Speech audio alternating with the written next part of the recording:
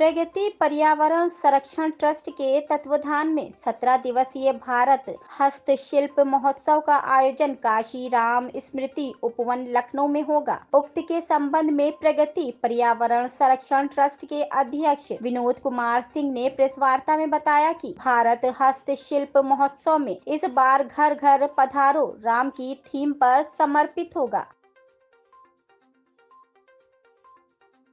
कुछ पूरी जानकारी है उसके बारे में बताइए। भारत हस्तशिल्प महोत्सव ये तीसरा महोत्सव होगा। लखनऊ में तीसरी बारी कराया जा रहा है, लगातार 2 सालों से हो रहा है। अब 2024 में यह कार्यक्रम 20 जनवरी से प्रारंभ होगा और 5 फरवरी तक चलेगा। वही पुराना स्थान काशीराम सांस्कृतिक कार्यक्रम स्थल आशियाना लखनऊ में यह कार्यक्रम लगाया जाएगा। जैसा आप सबको पता है कि पूरा विश्व उस समय तक राममय हो चुका होगा, तो पूरा महोत्सव, मेरा प्रयास है कि लखनऊ में ये पूरा महोत्सव क्या पूरा लखनऊ राममय हो, और उसके लिए जितना प्रयास हो सकता है आप लोगों के सहयोग से मैं करूंगा। बाकी चीज़ें इस भारत महोत्सव में उसी समय आपको 28 राज्यों की हस्तशिल्प, लोक कला, लोक संस्कृति सब कुछ देखने को मिलेगा। प्रयास मेरा इस साल ये है कि 28 राज्य न सही तो कम से कम 12-15 राज्यों के बच्चों को मैं यहाँ पर ले आऊँ, जो प्रतियोगिता के माध्यम से उनको मंच दे सकूँ और उनकी अंदर जो छिपी हुई प्रतिभा को उसको इस मंच के माध्यम से उजागर किया जाए। साथ ही आप जानते हैं कि उत्तर प्रदेश में ये महोत्सव हो रहा है और उत्तर प्रदेश देश का सबसे बड़ा प्रदेश है और सबसे जागृत प्रदेश है। इस समय हमारी सरकार, उत्तर प्रदेश सरकार जो कार्यक्रम चला रही है, जो योजनाएं चला रही, जन जन तक पहुँच रही है, उसी का सहयोग में ये कार्यक्रम चलाया जाएगा कि जो भी उनकी योजनाएं चल रही वो जन जन तक पहुँचे। और इस सरकार का एक बड़ा सहयोग हमारे साथ ये रहा इस महोत्सव को। भारत जो उत्तर प्रदेश का राज्य विपणन हस्तशिल्प प्रोत्साहन उद्योग विभाग है, उसके तहत ODOB के तहत ये पूरा मेला राज्य स्तरीय कार्यक्रम में शामिल कर लिया गया है। आप ये जानिए कि इस बार भारत के साथ साथ आप उत्तर प्रदेश के सभी जिलों के ODOP के तहत जो प्रोडक्ट बनाए जाते हैं उसको और देखने का मौका मिलेगा। बच्चों के लिए झूले हैं, स्वस्थ मनोरंजन है, साथ ही तमाम स्टेट के खाने पीने की चीजें यहाँ पर आपको देखने को मिलेंगे। प्रतिभाओं को भी आप मंच देते हैं, निःशुल्क मंच देते हैं, तो उसके बारे में क्या सांस्कृतिक कार्यक्रम रहेंगे? सांस्कृतिक कार्यक्रम तो आप समझिए, मैंने बताया कम से कम 15 स्टेट का सांस्कृतिक कार्यक्रम यहाँ पर आपको देखने को मिलेगा। जैसे उत्तर प्रदेश का भोजपुरी, अवधी, ब्रज, ये 4 कार्यक्रम तो आप यहाँ भी देखेंगे। उत्तर प्रदेश महोत्सव चल भी रहा है, यहाँ पे भी देखते हैं, लेकिन उस मंच पर भी देखने को मिलेगा।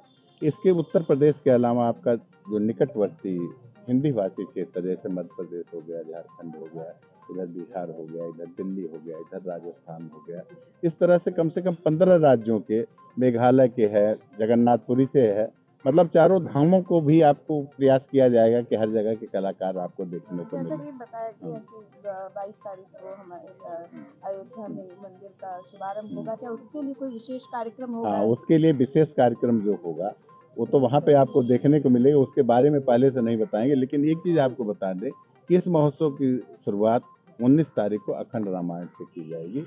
अखंड रामायण का पाठ होगा 24 घंटे का, और 20 तारीख को जब वो खत्म होगा उसी के दीप प्रज्वलन से महोत्सव का दीप प्रज्वलन होगा। सर, भारत हस्तशिल्प महोत्सव रखा जा रहा है, इस बार क्या खास होगा? क्योंकि इस बार 30 दिसंबर को प्रधानमंत्री भी आ रहे हैं, मुख्यमंत्री, एक तरीके का पूरा देखने लायक होगा आयोजन, क्या भारत हस्तशिल्प महोत्सव इस बार तीसरा भारत हस्तशिल्प महोत्सव है, जो 20 जनवरी 2024 से प्रारंभ होगा और 5 फरवरी 2024 तक चलेगा। यह पूरा कार्यक्रम अपने पुराने स्थल पर काशीराम सांस्कृतिक कार्यक्रम स्थल आशियाना लखनऊ में कराया जाएगा। जैसा कि आप सभी जानते हैं कि 22 जनवरी को अयोध्या धाम में राम जी विराजेंगे और उसके लिए पूरा विश्व, देश ही नहीं पूरा विश्व राममय होगा। तो प्रयास मेरा ये है कि आप लोगों के सहयोग से, यहाँ की जनता के सहयोग से पूरे महोत्सव को राममय बना दिया जाए। ठीक है, उसी थीम पे पूरा महोत्सव हमारा आधारित होगा। चाहे वहाँ के जो भी चीज़ें आप ले, सांस्कृतिक कार्यक्रम से लेके, और वहाँ की हर चीज़ आपको राममय दिखाई देगी। प्रयास मेरा है और इसकी शुरुआत 19 जनवरी से होनी है। अखंड रामायण शुरू होगा 19 जनवरी को, जो 20 जनवरी को 4 बजे तक करीब समाप्ति पर होगा। और जब समाप्त होगा हमारा अखंड रामायण, तो उसी समय उसी के दीप के प्रज्वलन से, आरती के दीप से दीप प्रज्वलन करके महोत्सव का उद्घाटन होगा। आप सभी को पता है कि पूरे विश्व के धर्माचार्य यहाँ पर आ रहे हैं। प्रयास मेरा ये है कि हमारे भारतवर्ष के जो 4 धाम हैं, वहाँ से एक एक धर्माचार्य को मैं बुला के इस महोत्सव का उद्घाटन कराऊँ। ठीक है। किन किन राज्यों की झांकी देखने को मिलेगी और उत्तर प्रदेश के कितने जनपद इसमें प्रतिभाग करेंगे? उत्तर प्रदेश को सबसे बड़ी खुशी की बात ये है कि इस साल सरकार ने इस मेले को, मतलब जो तीनों मेले हम कराते हैं, यूपी महोत्सव, अवध महोत्सव और भारत हस्तशिल्प महोत्सव 2024 जो होने वाला है, इसको हस्तशिल्प विपणन प्रोत्साहन योजना के तहत, ODOP के तहत राज्य स्तरीय मेलों में इसको शामिल कर लिया गया है। ठीक है। तो आप समझिए कि उत्तर प्रदेश के जितने भी जिले हैं, सभी के प्रमुख उत्पाद आपको यहाँ देखने को मिलेंगे। द्वारा किया जाएगा मुख्य, मैंने बताया ना कि चारों धाम जो हमारे हैं, वहाँ के चारों धर्माचार्यों को बुलाने का प्रयास है। बाकी उत्तर प्रदेश के जैसे काशी हो गया, हमारा नैमिषारण हो गया, यहाँ के भी आपका मथुरा हो गया। प्रयास ये हमारे कि जितने भी हमारे प्रमुख धर्मस्थल हैं, वहाँ के धर्माचार्य, आचार्य जो भी आ जाए, मतलब पूरा प्रयास हमारा, क्योंकि 22 तारीख को सभी अयोध्या में होंगे, समझ रहे हैं ना। तो आप बुलाना ज्यादा आसान होगा। प्रयास मेरा चल रहा है और वो प्रयास आप लोगों के सहयोग से संभवतः सफल भी होगा। कितने राज्य, कौन कौन से राज्य इस बार प्रतिभाग राज्य कर रहे हैं? कम से कम 12 राज्यों का प्रतिभाग कराया जाए, खास तौर से जो हमारे अगल बगल के हिंदी भाषी क्षेत्र हैं, उन सारे राज्यों पर झांकियां भी देखने को आपको मिलेगी। और लोक कला, लोक संस्कृत, मतलब 12 से 15 राज्यों का मैंने प्रयास किया है, लेकिन हस्तशिल्प आपको पूरे देश के हस्तशिल्प देखने को आपको मिलेगा। तो विनोद जी, जो भी महोत्सव आप ऑर्गेनाइज कर रहे हैं, उसका फन जोन और फूड जोन बहुत पब्लिक पसंद करती है। तो इस राममय भारत महोत्सव में फूड जोन और फन जोन कैसा होगा?